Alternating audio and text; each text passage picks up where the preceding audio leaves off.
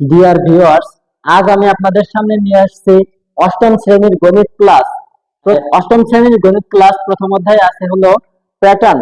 আমি আজকে প্যাটার্ন সম্পর্কে আলোচনা করব এবং প্যাটার্ন সম্পর্কে আলোচনা করতে গেলে প্রথমে প্যাটার্ন কাকে বলে, মৌলিক সংখ্যা কাকে বলে, এইগুলো আমাদের জানতে হবে। তাই আগে প্যাটার্ন কাকে বলে আমরা একটু বোঝার চেষ্টা করি।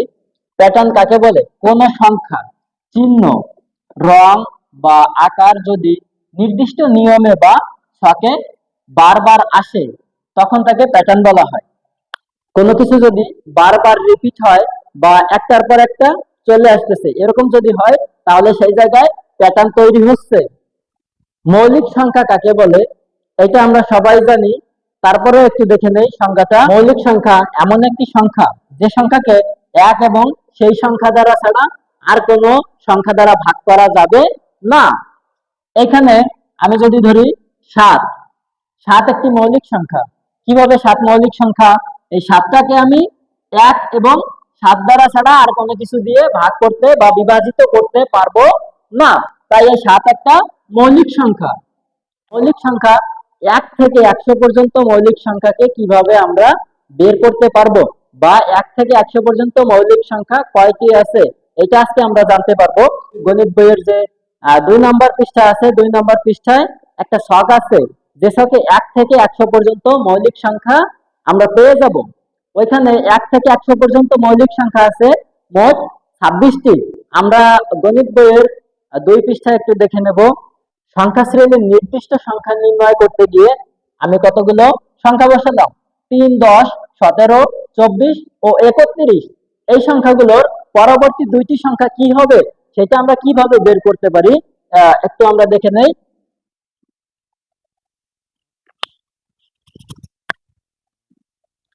3,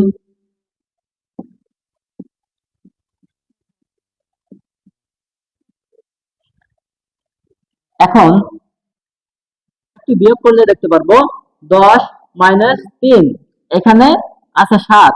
এখন আরেকটা সংখ্যা আমি বিয়োগ করে দেখাই। 10 এবং 17 থেকে 17 মাইনাস 10, তাহলে এখানে কত হয়? 7।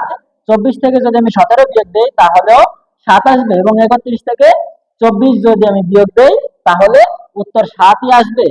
তাই আমি আরেকটু দেখি, এখানে 7 আসবে। এখন 10 থেকে 17 এখানেও 7 আসবে। এখন 24 থেকে 17 এইটাও 7 আসবে এবং 31 থেকে যদি আমি 24 পর্যন্ত ধরি এইটাও 7 আসবে। যেহেতু সব জায়গায় 7 আসতেছে সেহেতু আমি একটা কথাই বলতে পারি যে 31 থেকে যদি আমি 7 যোগ করি, এখানে বিয়োগ করে বের করা হয়েছে, আমি যদি যোগ করি 31 যোগ 7 তাহলে কত আসতেছে? 38। তাহলে এর পরবর্তী যে সংখ্যাটা হবে সেই সংখ্যাটা হবে হলো 38। তাই আমি এখানে 38 সংখ্যাটা বসাই। 38 থেকে 31 যদি আমি বিয়োগ দেই তাহলে এখানে কত আসবে? 7 আসবে। এটা হলো একটা সংখ্যা আমি বের করতে পারছি। এবং এর পরবর্তী সংখ্যাটা কি? এর পরবর্তী সংখ্যাটা হলো 38। এখন 38 এর পরবর্তী সংখ্যাটা কি আমি একটু দেখাই। 38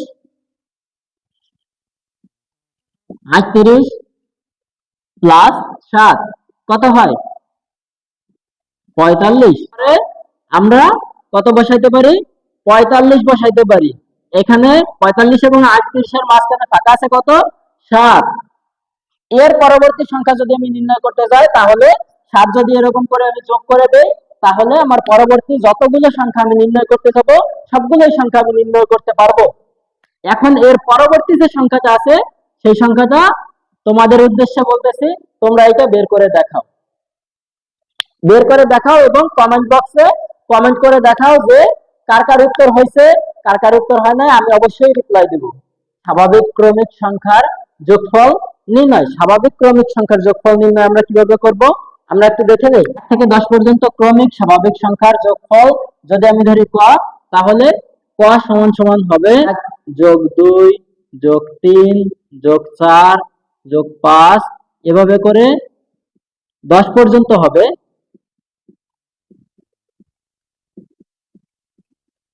এভাবে করে 1 থেকে 10 পর্যন্ত আমরা যোগ করে দিয়েছি। 1 থেকে 10 পর্যন্ত ক্রমিক স্বাভাবিক সংখ্যার যোগফলের ভিতরে আমি করব কি প্রথম এবং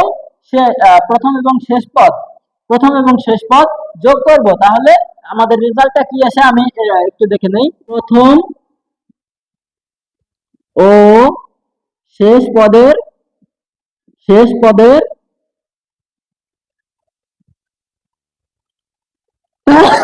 প্রথম ও শেষ পদের যোগফল। এখন প্রথম পদ হলো 1 এবং শেষ পদ হলো কত, 10। তাহলে কত আসতেছে, এই জায়গায় 10 সমান হয় হলো 10 আর 1 11। তাহলে আমাদের এখানে প্রথম ও শেষ পদের যোগফল আসতেছে 11।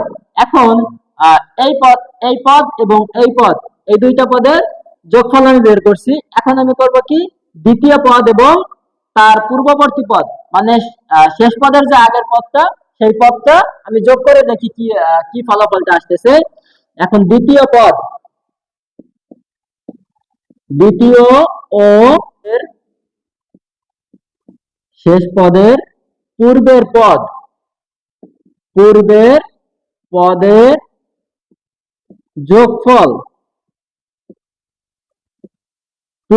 যোগফল আসতেছে কত, এই জায়গা 9 প্লাস হলো 2, 9 প্লাস 2, তাহলে আমাদের আসতেছে কত, 11। এভাবে আমরা যে কয়টা করব, 8 থেকে যদি আমি 3 এবং 4 থেকে 7, 6 থেকে 5, এরকম যতবারই করব ততবারই রেজাল্ট আমাদের কত আসবে, 11 আসবে। এই প্যাটার্নটা যদি আমরা ফলো করি বা এই প্যাটার্নটা যদি আমরা ব্যবহার করি, তাহলে এখানে কয় জোড়া সংখ্যা আসবে, যেহেতু এই জায়গায় 1 থেকে 10 পর্যন্ত কয়টা সংখ্যা আছে, 10টা সংখ্যা আছে, সেহেতু 5 জোড়া সংখ্যা আসবে বা আমরা 5 জোড়া সংখ্যা এরকম পাবো। এই সংখ্যাগুলোর যোগফল হবে, দেখি আমরা একটু কত হয়। যোগফল সমান, এই জায়গায় আমরা মোট কয়টা সংখ্যা পাবো, 5টা সংখ্যা পাবো এবং আমরা প্রত্যেক জোড়া সংখ্যায় আমরা কত পাচ্ছি, 11 করে পাচ্ছি। প্রত্যেক জোড়া সংখ্যায় আমরা কত পাচ্ছি, 11 করে পাচ্ছি। এই জন্য এই জায়গায় কত, 11 গুণ, তাহলে কত হয়, 55। এটাই হলো 1 থেকে 10 পর্যন্ত যে সংখ্যা, এই সংখ্যার স্বাভাবিক ক্রমিক সংখ্যার যোগফল নির্ণয়। আমরা খুব সহজেই আমরা বুঝতে পারছি যে কিভাবে যোগফল নির্ণয় করতে পারবো। এরপরে সূত্রটা দিলে তোমরা হয়তো খুব সহজে বুঝতে পারবা সূত্রটা কি। আমি এটা একটু মুছে ফেলাই। প্রথম পদ আছে কত, 1, শেষের পদ আছে হলো 15। তাহলে 1 এবং 15 আমাদের প্রথম পদ এবং শেষ পদ। এরপরে আমি বসাই পদ সংখ্যা কত আছে, 1 2 3 4 5 6 7 8, পদ সংখ্যা আছে হলো 8। তাই আমরা এই সূত্রটা পূর্ণ করি। প্রথম পদ আছে 1 প্লাস শেষ পদ আছে হলো 15 গুণন পদ সংখ্যা আছে 8টি ভাগ 2। এখন আমি যোগ করি, ব্র্যাকেটের কাজটা আগে করব। তাহলে এই জায়গায় আসে হলো 16 গুণন 8 ভাগ 2।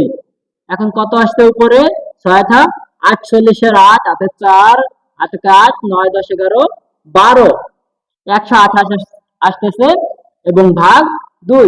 এখন আমি যদি কাটাকাটি দেই, এই জায়গা 6 এবং এই জায়গায় 4, 64 হয়। এই 64 হলো এই সবগুলো সংখ্যার যোগফল। ওই সবগুলো সংখ্যার যোগফল হলো এই 64। সংখ্যাকে দুইটি স্বাভাবিক সংখ্যার বর্গের সমষ্টি রূপে প্রকাশ। যে কোনো সংখ্যাকে আমরা যদি চাই যে দুইটা বর্গে বা আমরা যেটা বুঝি বর্গ বলতে বোঝাচ্ছে স্কয়ার বা ডাবল বোঝাচ্ছে যে সংখ্যাটা আছে সেরকম আরেকটা সংখ্যা যদি গুণ করতে পারি তাহলে আমরা বর্গ বলতে পারি। যেমন a গুণন a, এটা কিন্তু একটা বর্গ। এরপরে এইটাকে আমি লিখতে পারি a স্কয়ার। এখানে কয়টা a আছে, এখানে এই যে একটা, মোট কয়টা a আছে, দুইটা a আছে। আমরা বর্গকে বলতে পারি দুইটা, মানে ডাবল। আমরা বর্গকে বলতে পারি ডাবল, দুইটা। 2 এর বর্গ করতে গেলে আমাদের 1 এর উপরে স্কয়ার প্লাস হলো আবার 1 এর উপরে স্কয়ার যদি আমি দেই, এটার মান হবে 1 এর উপরে স্কয়ার মানে 1 এবং আবার 1 এর উপরে স্কয়ার মানে কত, 2, মোট হলো 2। এরপরে আমরা করতে পারি, এরপরে আমরা কোনটার বর্গ করব? 5 এর বর্গ করব। এরপরে আমরা 5 1 এর বর্গ করে নিতে হলে এখানে আমি 1 পেলাম, প্লাস হবে হলো 2 এর উপরে যদি আমি 2 দেই তাহলে কয়টা 2? 2 গুণন 2, এখানে 4 হয়ে যায়। তাই এখানে মোট হয় হলো কত? 5। এরপরে আমরা যদি 8 এর বর্গ করি, 8 এর বর্গ করলে খুবই সহজ। এই 8 এর বর্গটা খুবই সহজ। সহজ কিভাবে? এটা যদি আমি 2 এর উপরে 2 দেই তাহলে এখানে কত হচ্ছে? 4। এবং আরেকটা বর্গ করব, কারণ একটা বর্গে আমি ছেড়ে দিতে পারতাম। 4 এর বর্গ যদি আমি করতাম তাহলে আমি কিন্তু একবারেই 8 করে দিতে পারতাম। এখানে ওইরকম করা যাবে না, কারণ এখানে দুইটি বর্গ করতে হবে। এখানে যে কোনো একটা সংখ্যাকে দুইটি বর্গে রূপান্তর করতে হবে। এই জন্য আমরা করব 2 এর উপরে 2 এবং 2 এর স্কয়ার কত হয়? এখানে 4 এবং এখানে 4, তাহলে এই জায়গায় কত হয়? 8। এরপরে আর দুইটা সংখ্যা আছে, সেই সংখ্যা দুইটা আমি দিয়ে দিচ্ছি। তোমরা যে যে পারবা কমেন্টস করে জানাবা এবং এটা একটু চেষ্টা করবা।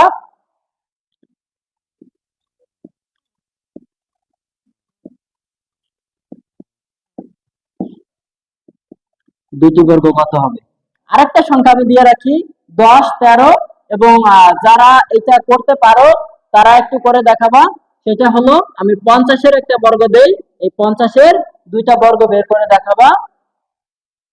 1 থেকে 100 পর্যন্ত এরকম কয়টি সংখ্যা আছে জানো তোমরা? এরকম কয়টি সংখ্যা আছে তোমরা কি জানো? 1 থেকে 100 পর্যন্ত, 1 থেকে 100 পর্যন্ত পর্যন্ত 35টি সংখ্যা আছে। কয়টি সংখ্যা আছে? 35টি এরকম সংখ্যা আছে যার বর্গ কয়টা করা যাবে? একটা সংখ্যার দুইটা বর্গ করে আমরা প্রকাশ করতে পারবো। এরকম মাত্র 35টি সংখ্যা আছে 1 থেকে 100 পর্যন্ত। এখন আমরা শিখব ম্যাজিক বর্গ। এই ম্যাজিক বর্গ করতে গেলে আমরা ম্যাজিক সংখ্যাটা জানতে হয়। তাহলে আমরা আগে একটা বর্গ করে দেখাই, ম্যাজিক বর্গে একটা করে দেখাই। 3 এর ম্যাজিক বর্গের ম্যাজিক সংখ্যা হবে হলো 15। এখানে প্রতিটি ক্ষুদ্র বর্গে 1 থেকে 9 পর্যন্ত কত? 1 থেকে 9 পর্যন্ত যে ক্রমিক সংখ্যাগুলো বসাবো সেই সংখ্যাগুলো কোনাকুনি যোগ করলেও 15 হবে, এবং আড়াআড়ি যোগ করলেও 15 হবে, এবং সোজাসুজি যদি যোগ করি তাও আমার উত্তর 15ই হবে। তাই আমি দেখি 1 থেকে 9 পর্যন্ত স্বাভাবিক সংখ্যা কি দেওয়া যায়। এখানে আমি 2 দেই, তাহলে 5 আর 2 কত হয়? 7। 15 থেকে কত বাকি আছে? তাহলে এই জায়গায় যদি আমি 8 দেই, এখন আমি যদি এই জায়গা দেই 6, 5 আর 6 11। 11 আর কত বাকি থাকে? 4 বাকি থাকে। কত বাকি থাকে? 4 বাকি থাকে। তাহলে এই জায়গায় কত হয়? কোনাকুনি 15ই হয়ে যায়। এখন আমরা একটু হিসাব করে দেই যে এই জায়গা 8 আর 4 যোগ করলে কত হয়? 12। 12 আর 3 15। এখানে উপরে 5 আর 3 8। 8 আর হলো 7। 8 আর সাথে কত হয়? 15 হয়। এবং মাঝখানের যে খোপটা আছে আমি এভাবেও করতে পারি, এভাবেও করতে পারি। এখন দেখি আগে এটা করি। 4 আর 2 6, 15 থেকে 6 বিয়োগ করলে এই জায়গা 9 যদি আমি দেই তাহলে এই জায়গা 15 হবে। এখন এই জায়গায় কত হবে? 8 আর 6 14। যদি আমি 1 দেই তাহলে সোজাসুজি ভাবে 15 হয়ে যায়। এখন আমি একটু যোগ করি, 9 আর 1 10, 11 আর 4 15। আমি যদি এইভাবে যোগ করি তাহলে 6 দুগুণে 12 আর 1 13 14 15। এইভাবে আমি যদি যোগ করি 8 আর 1 9, 9 আর 6 15। তাহলে আমি এইভাবেও যদি যোগ করি তাহলে 15, এইভাবে যদি যোগ করি তাহলে 15, এইভাবে যোগ করলে 15, এইভাবে যোগ করলে 15, এইভাবে যোগ করলেও 15। আমাদের উত্তরটা কিন্তু কত আসতেছে? 15 আসতেছে। এইটাই ম্যাজিক বর্গ। তোমরা এই অঙ্কটা একটু বাসায় বসে চেষ্টা করবা। 4 এর ম্যাজিক বর্গ করো এবং এর ম্যাজিক সংখ্যা বা যোগফল, এর যোগফল হবে কত? 34। এর যোগফল হবে 34। তাই আমরা এই অঙ্কটা সবাই করে আনবো। যদি কেউ না পারো তাহলে কমেন্টস করো, আমি কমেন্টসে রিপ্লাই অনুসারে এই ভিডিওটা বা এই অঙ্কটা আমি করে দিব। আজকের পড়া এই পর্যন্তই থাকবে এবং আবার দেখা হবে আগামী কোনো ক্লাসে। এই পর্যন্ত সবাই সুস্থ থাকবেন, ভালো থাকবেন এবং ভালোভাবে পড়ালেখা করবেন। আমরা আসছি নতুন কিছু করার জন্য। 6 থেকে 10 পর্যন্ত গণিত এবং বিজ্ঞান এবং সায়েন্সের যে বিষয়গুলো আছে যেমন পদার্থ, রসায়ন এবং বায়োলজি, এই বিষয়গুলো খুব শীঘ্রই আমাদের চ্যানেলে আসবে। তাই সবাই একটু চোখ রাখবেন এবং আমাদের একটু সাপোর্ট করবেন, লাইক দিয়ে একটু কমেন্টস করে এবং আমাদের চ্যানেলটা সাবস্ক্রাইব করে রাখবেন। ভবিষ্যতে আপনাদের অনেক উপকার হতে পারে। তাই আমাদের এই ক্লাসের সাথে যুক্ত হওয়ার জন্য সবাইকে অসংখ্য অসংখ্য ধন্যবাদ এবং সবাই ভালো থাকবেন।